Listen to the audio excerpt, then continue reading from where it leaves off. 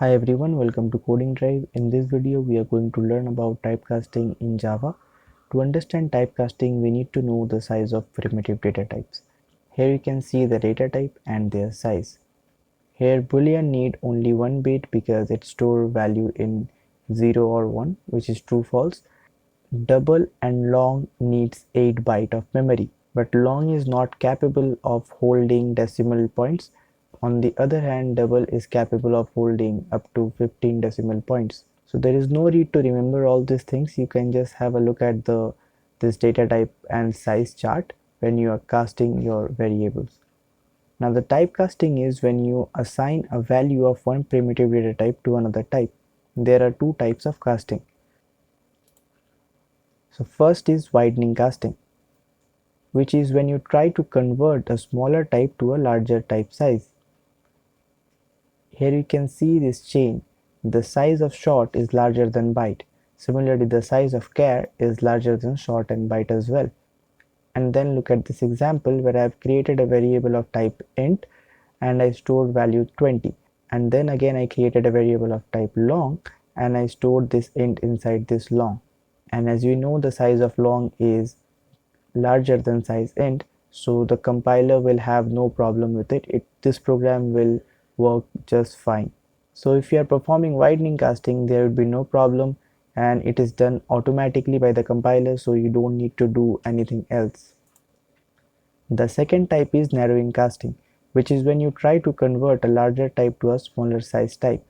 You can see this chain where the size of float is less than the size of double.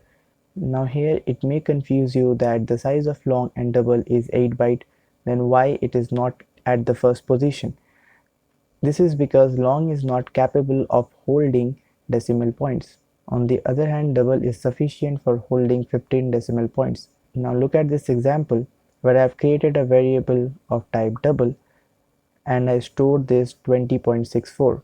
Now I created a variable of type int and inside this int variable I'm going to store this my double variable, and this program will generate an error like incompatible types. So let's see how we can overcome this.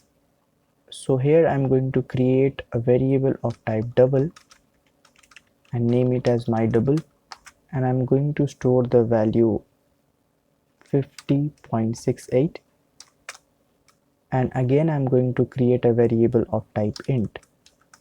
Let's name it my int, and inside this I am going to store this my double variable. Let's print this my int variable. Let's run the program.